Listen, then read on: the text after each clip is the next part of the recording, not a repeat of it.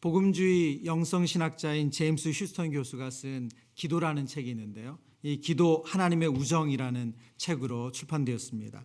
이 책에 보면 이 책의 역자 서문에 이 번역한 역자가 제임스 휴스턴 교수에게 질문을 해요. 당부하고 싶은 말이 있느냐, 이 책을 읽는 독자들에게. 근데 휴스턴 교수가 어떤 대답을 하냐면 이런 대답을 합니다. 그 대답 중에 아내의 얼굴은 너희의 믿음의 이력서다. 아내의 얼굴은 너희의 믿음의 이력서다. 그러니까 남편들이 하는 말이죠. 아내의 얼굴은 너희의 믿음의 이력서다. 부부가 오셨으면 이력서를 좀 보십시오. 네.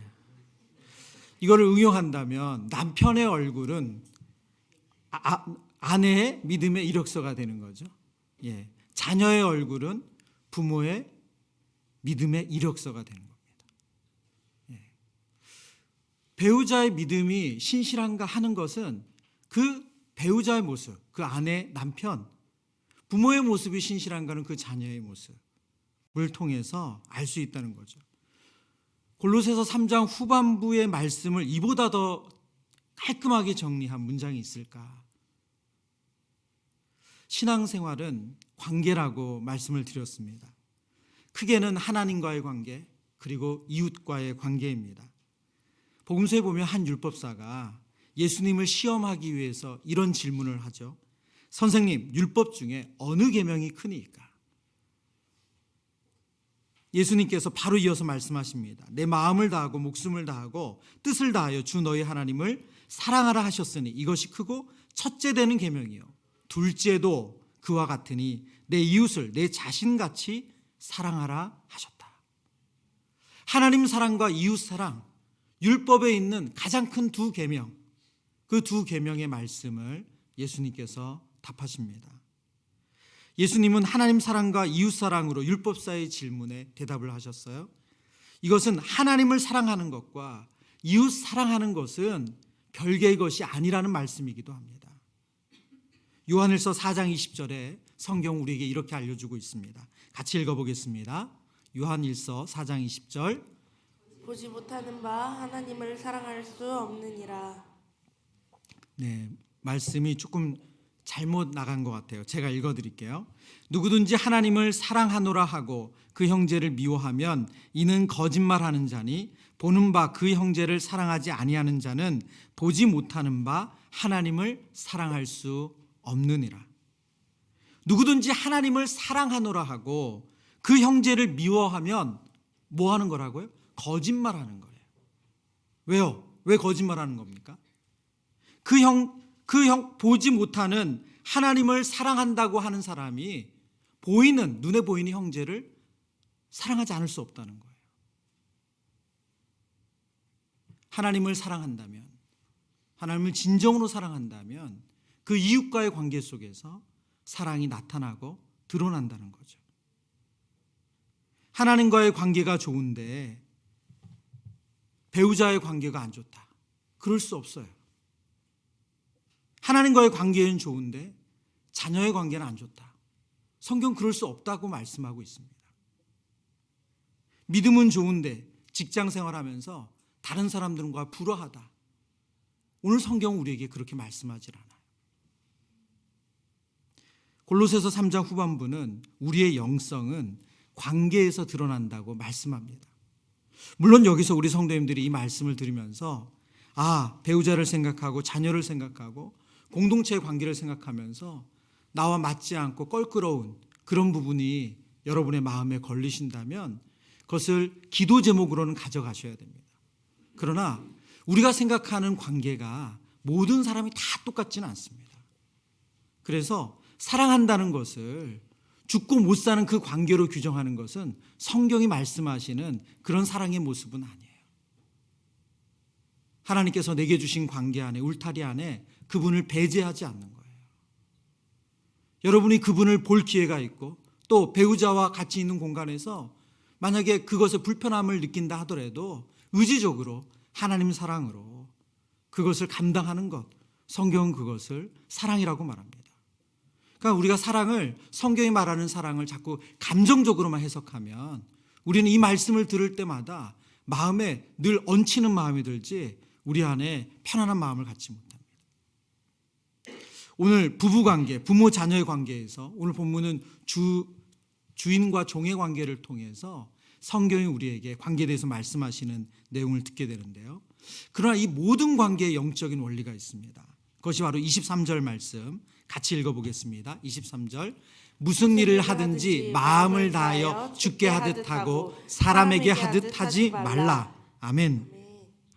골로새서는 부모 자녀의 관계, 주인과 종의 관계에 국한되는 말씀으로 이야기하는 것이 아니라 모든 관계 속에서의 원리가 있는데 그것은 무슨 일을 하든지 주님께 하듯 한다는 것입니다. 특별히 오늘 본문에서 주인과 종의 관계는 바울 시대에 가장 흔하고 눈에 띄는 관계입니다. 우리 지난 수요일 날도 로마서 말씀을 우리가 묵상하면서 노예제도에 대한 말씀을 들었는데요. 노예제도는 로마 사회 안에서 로마가 지배하는 시대 안에서 가장 큰 특징입니다. 그래서 당시 얼마나 노예가 많았냐 하면 로마 제국 안에 신학자 퍼거스는 당시 로마 인구의 20% 정도 됐다고 말해요. 그래서 우리 이번에 수요일 날 예배 가운데 120만 인구라고 하면 그러니까 100만으로 하면 20만 명이 되는 거잖아요. 교회사를 가르치는 이상규 교수님의 그 분석에 의하면 로마시 인구를 100만 명 중에 노예 인구는 이제 이상규 교수님은 30%에서 35% 정도 달했다고 설명하고 있습니다. 여러분, 그러니까 로마 인구의 35%까지 맥스로 본다면 35%가 노예예요. 그러면 주종 관계를 이루는 그 관계는 우리가 흔히 보는 가장 흔한 관계라는 거예요. 사회관계 속에서. 노예는 주인들의 소유물이었고 노예의 덕은 주인에게 충성하고 복종하는 것이었습니다. 그래서 아리스토텔레스는 노예를 살아있는 재산이라고 부르고 노예는 살아있는 도구라고 불렀어요. 이 주인과 종의 관계 속에서 노예는 단순히 도구였고 물품으로 취급받았습니다. 그러나 이 관계를 왜 오늘 성경은 주인과 종의 관계를 통해서 우리에게 관계에 대해서 말씀하시는가? 말씀드린 것처럼 이런 주인과 종이라는 당시 사회 특수한 관계가 있지만 가장 흔한 사회적인 관계라는 거예요. 이들을 통해서 하나님은 우리에게 똑같이 모든 사람을 대하는 영적인 원리를 말씀해 주고 있습니다. 물론 오늘 이 본문을 직장 생활의 원리로 우리가 그 적용하는 원리로도 삼을 수 있지만 더 넓게 모든 인간관계 속에서 하나님이 원하시는 관계의 원리를 본문에서 발견할 수 있습니다. 골로새 교회에는 아주 유명한 노예가 한 명 있었습니다. 그 이름은 오네시모죠. 그는 빌레몬이라는 주인으로부터 도망간 노예였습니다. 로마로 도망가 왔다가 로마에서 바울을 통해서 복음을 듣게 됩니다. 그러니까 당시 이 도망친 노예들은 그 사실이 발각되게 되면 그리고 그 주인에게 발각되는 그 순간 주인이 어떤 처벌을 해도 상관이 없습니다. 그러니까 죽음과 진배 없는 거죠. 그런데 사도 바울은 믿음 안에서 형제 빌레몬에게 빌레몬서 1장 16절 17절에 이렇게 말합니다. 이후로는 종과 같이 대하지 아니하고 종 이상으로 곧 사랑받는 형제로 둘 자라. 내가 특별히 그러하거든 하물며 육신과 주 안에서 상관된 내게라. 17절 말씀 같이 읽습니다. 그러므로 네가 나를 동역자로 할진대 그를 영접하기를 내게 하듯 하고. 아멘. 당시 철저한 계급사회, 주인과 종의 관계를 생각한다면 지금 바울이 말하는 요청하는 이 빌레몬에게 요구하는 이 요구는 너무나도 놀라운 거죠. 사회 구조를 깨트리는 것은 물론이고 상상할 수 없는 요청을 지금 빌레몬에게 하고 있습니다. 바울은 그런데 오늘 본문으로 다시 돌아가 보면 오늘 본문에서는 골로새 말씀에서는 바울은 종들에게 주인에게 복종하라고 말씀하고 있거든요. 그러니까 빌레몬서에 보여주는 말씀과는 또 상반되죠. 빌레몬에게 요구하는 것 같은 요구를 보이지 않습니다. 도리어 사회 구조를 지지하는 것처럼 보입니다. 그러니까 결론적으로는 지금 이 말씀이 당시 주인과 노예 관계 속에서만 이해하면 안 된다는 거예요.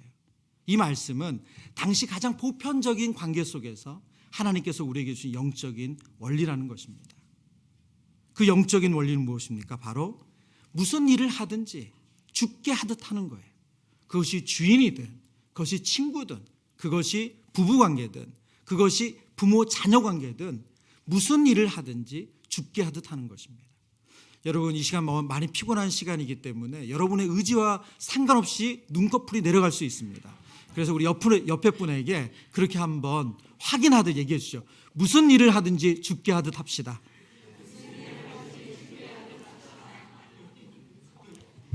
네, 한결 여러분의 표정이 가벼워지셨습니다. 그러면 하나님께서 무슨 일을 하든지 죽게 하듯 하라는 이 영적인 원리, 이것이 도대체 어떻게 구현될 수 있는가? 그 첫 번째는 섬기는 궁극적인 대상이 예수 그리스도임을 기억하라는 것입니다. 골로새서 3장 23절과 24절의 말씀을 유진 피터슨 목사님이 번역한 메시지 성경으로 우리 한번 같이 읽어보겠습니다. 여러분의 진짜 주인이신 하나님께 하듯 마음을 다해 일하고 유산을 상속받을 때 보상을 받게 되리라고 확신하십시오. 여러분이 섬기는 궁극적인 주인은 그리스도이심을 늘 명심하십시오. 아멘. 여러분의 진짜 주인이신 하나님께 하듯 마음을 다하고 마음을 다해 일하고 유산을 상속받을 때 보상받게 되리라고 확신하십시오. 여러분이 섬기는 궁극적인 주인은 누구시라고요? 그리스도시래요. 눈에 보이는, 이게 종들에게 하는 얘기잖아요. 골로새 교회에 있는 성도들에게. 당시 골로새 교회 안에도 많은 종들이 회심하고 돌아와서 성도로 있었습니다. 그 종들에게 말하는 거예요. 지금 당신들이 주인을 섬기지만 그 주인을 섬긴 주인의 주인이 있다. 바로 그 주인의 주인 누구냐? 그리스도시라는 거예요. 눈에 보이는 주인을 섬기는 것이 아니라 궁극적인 섬김의 주인은 예수 그리스도시라고 말씀하시는 겁니다. 그래서 눈앞에 보이는 주인에게 잘 보이려고, 그 사람에게 잘 보이려고 일을 하는 것, 그것은 합당하지 않다는 거예요. 예수 그리스도께서 섬김의 대상이기 때문에 성실하고 정직하게 일해야 된다고 말씀합니다. 22절의 말씀 제가 읽습니다. 종들아 모든 일에 육신의 상전들에게 순종하되 사람을 기쁘게 하는 자같이 눈가림만 하지 말고 오직 주를 두려워하여 성실한 마음으로 하라. 제가 한 번 더 읽을게요. 종들아 모든 일에 육신의 상전들에게 순종하되 사람을 기쁘게 하는 자같이 눈가림만 하지 말고 오직 주를 두려워하는 성실한 마음으로 하라. 여러분, 사람을 기쁘게 하는 자, 눈에 보이는 사람을 기쁘게 하기 위해서는 눈가림으로 할 수 있다는 거예요. 진심이 아니고 척할 수 있다는 거예요. 그런데 성경은 우리에게 그렇게 섬기면 안 된다, 그렇게 사람을 대하면 안 된다고 말씀하시는 거죠. 왜요? 섬김의 궁극적인 대상은 그 눈에 보이는 그 사람만 있는 것이 아니라 바로 그 사람의 주인 되신 하나님이시기 때문이라는 거예요. 이것을 성경은 우리가 이렇게 표현하죠. 성경은 우리가 두려워해야 할 대상은 바로 눈앞에 보이는 사람이 아니라 예수 그리스도라고 말씀합니다. 오늘 본문의 표현으로 말하면 오직 주를 두려워하여 성실한 마음으로 하라. 그 이유는 바로 주님이 궁극적인 섬김의 주인이시기 때문이에요. 여러분이 누구를 만나든, 여러분은 나이가 많든 나이가 적든, 여러분 보기에 겉모습이 저분은 조금 사회적으로 뭔가 지위가 있을 것 같든 그렇지 않든 그 대상을 외모로 판단하지 않고 그 대상을 진심으로 섬길 수 있는 궁극적인 이유가 뭐냐? 바로 그 뒤에 주인 되신 하나님이 계시기 때문이라는 거예요. 그래서 성경은 우리에게 우리가 하나님 앞에 최종의 심판 자리에 섰을 때 하나님께서 우리에게 보시는 판단하는 가장 중요한 근거로 예를 든 것이 무엇입니까? 지극히 작은 자 하나에게 한 것이 곧 내게 한 것이다. 예수님께서 복음서에서 마지막 심판날을 설명하시면서 양과 염소를 구분하시고 양에 있는 사람들에게 말씀하실 때 너희가 내가 배고플 때 먹을 것을 주었고 내가 감옥에 갇혔을 때 나를 찾아와 주었다. 양들이 하는 말은 무엇입니까? 우리가 언제 그런 일을 했습니까? 반대로 염소는 너희가 내가 배고플 때 아무것도 주지 않았고 내가 그렇게 감옥에 갇힐 때 너희가 나를 찾아주지 않았다. 언제 우리가 찾지 않았습니까? 예수님이 하신 말씀은 뭐죠? 너희 중에 있는 지극히 작은 자 하나에게 한 것이 내게 한 것이고 그 지극히 작은 자 하나에게 안 한 것이 내게 안 한 것이라는 거예요. 염소로 대변되는 성경에서 예수님의 심판을 받는 하나님의 심판을 받는 사람들은 그 대상, 눈에 보이는 대상을 자신들의 기준, 자신들의 생각으로 판단하고 섬길만 하면 섬기고 그렇지 않으면 제외시켰다는 거예요. 그러나 성경이 말씀하시는 양으로 인정받는 사람들, 하나님께서 칭찬하신 그 사람들은 그들의 형제 중에 있는 지극히 작은 자, 무슨 말입니까? 사람들이 보기에 섬길 만한 대상이 되고 인정받을 만한 대상이 되고 그런 사람이 아니라 누구든지 예외 없이 섬긴 거예요. 저에게 이 말씀을 묵상하는데 한 목사님이 떠올랐어요. 제가 사역하면서 참 그분의 인격, 성품을 정말 닮고 싶다 하는 한 목사님이 떠올랐습니다. 제가 2009년에 분당 우리교회 딱 부임하고 나서 제가 저에게 한 그 주에 동계 수련회를 갔어요. 겨울 수련회. 2박 3일간 이 근처에 있는 로스 기념관이라는 그 이제 수양관에서 2박 3일 동계 수련회를 했거든요. 근데 그 수련회에 방을 이제 두 명의 목회자들이 한 방을 썼는데 저랑 같은 방을 쓰신 분이 왕재천 목사님이세요. 2박 3일간 이제 저는 신임으로 왔고 이제 목사님은 그 교회에서 오랫동안 사역하시고 당시 행정 목사셨거든요. 근데 이제 목사님이 2박 3일 방을 쓰는데 저는 이제 그 교회 처음 부임한 목사니까 얼마나 궁금한 게 많겠어요. 그래서 목사님 뭐 이런 거 어떻게 돼요? 저런 거 어떻게 돼요? 뭐 밤새 묵고 얘기하고 2박 3일 같이 지내는데 제가 놀라운 것은 무엇이냐면 저보다 한참 뭐 신학교도 선배시고 목사 안수도 선배시고 사역 경험도 선배신데 목사님이 저한테 늘 이게 존대를 하시는 거예요. 조 목사님, 조 목사님 늘 존대를 하시는 거예요. 그리고 어떤 말에도 그것에 대해서 몰라서 그래. 아직 나이가 어려서 그래. 경험을 해본 말이야. 이런 말씀을 단 한 말씀도 안 하시는 거예요. 제가 정말 그분의 인품에 2박 3일 동안 정말 흠뻑 빠졌어요. 어떻게 이럴 수 있나. 목사님과 사역하는 내내 정말 존경스럽더라고요. 근데 지금 봬도 꽤 시간이 흘러서 지금 봬도 여전히 똑같으세요. 근데 목사님이 대하시는 그 모습이 그럼 목회자만 그런 거 아니요. 젊은 청년을 만나든 누구를 만나신 똑같으시더라고요. 저는 목사님을 보면서 목사님은 성도를 그리고 사람을 어떤 눈에 보이는 외모가 아니라 정말로 예수님 대하듯 대하는 분이구나. 오늘 이 말씀을 묵상하는데 이 말씀을 이게 이론이잖아요. 실제 우리 삶에 어떻게 구현되는가를 말씀드려야 되는데 왕재천 목사님 바로 떠오르더라고요. 저는 이제 이 자리에 있는 저와 여러분이 제2의 제3의 왕재천 되길 바랍니다. 누군가 이 말씀을 보면서 무슨 일을 하든지 죽게 하듯 하라.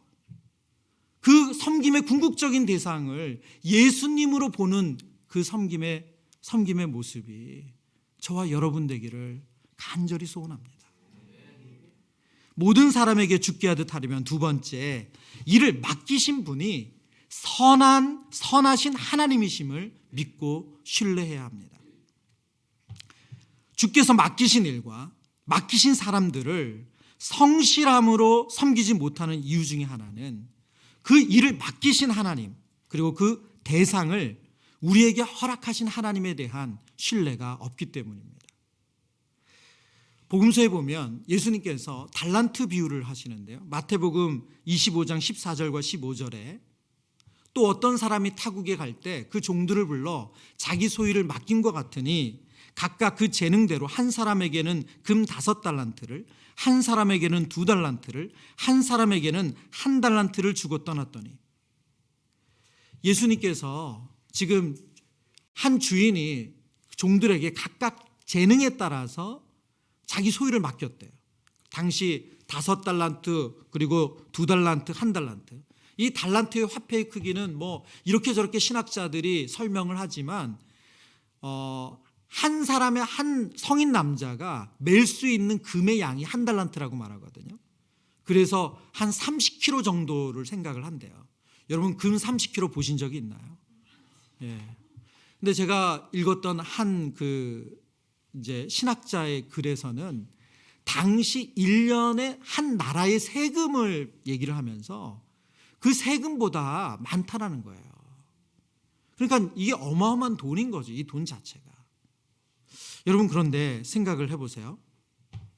근데 오늘 본문에서 그렇게 각각 맡기고 가서 이제 주인이 돌아와죠. 그리고 결산을 합니다. 5달란트 맡은 사람들은 5달란트를, 2달란트 맡은 사람은 2달란트를, 그리고 1달란트 맡은 사람 주인에게 1달란트를 주인에게 줍니다. 그런데 1달란트를 주인에게 맡긴 그 종이 주인에게 이것을 주면서 하는 이야기가 이거죠. 마태복음 25장 24절 25절입니다. 같이 읽어보겠습니다. 1달란트 받았던 자는 와서 이르되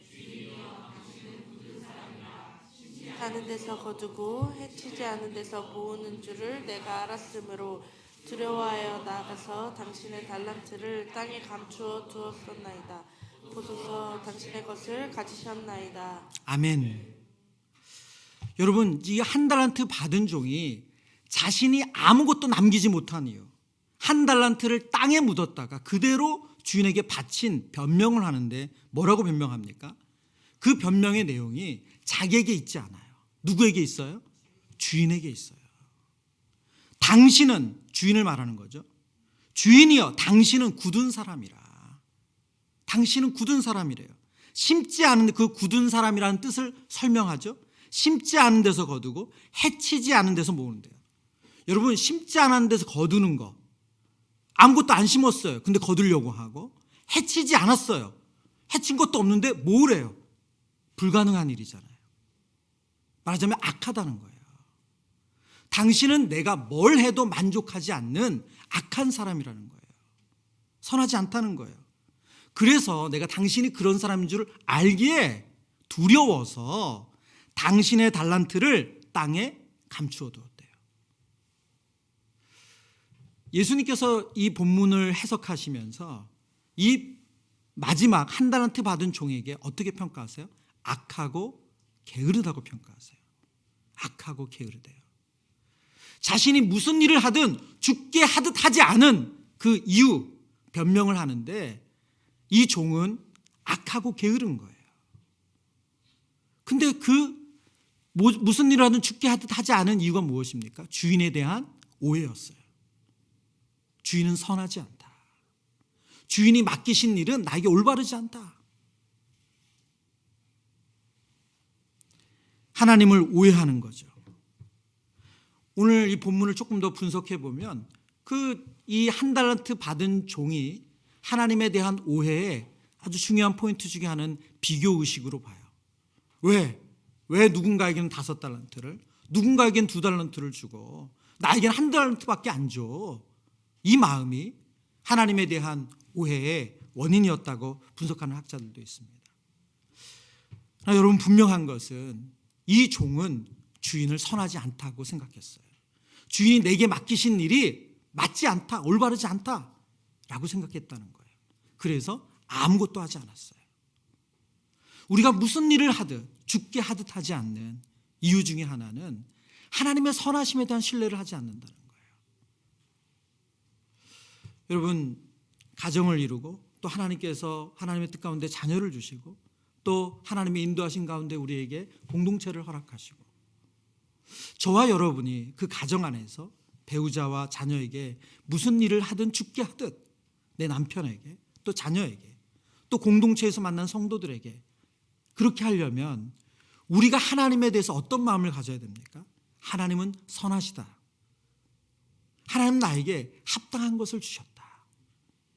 이 믿음이 있어야 된다는 거예요. 그래야지만 무슨 일을 하듯 죽게 하듯 하는 거예요.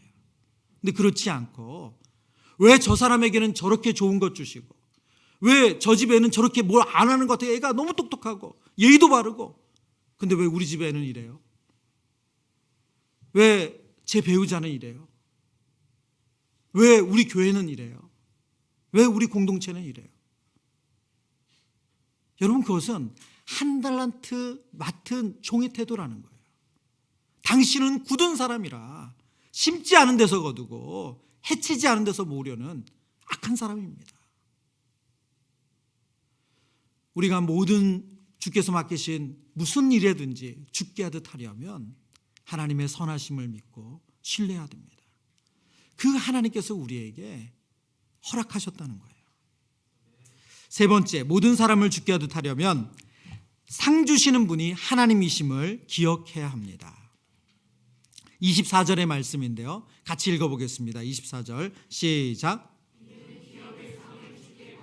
아니 너희는 주 그리스도를 섬기느니라. 아멘. 아멘. 오늘 본문 앞부분에 보면 이는 기업의 상을 주께 받은 줄 아나니 상 주시는 분을 바로 하나님으로 말씀하고 있습니다.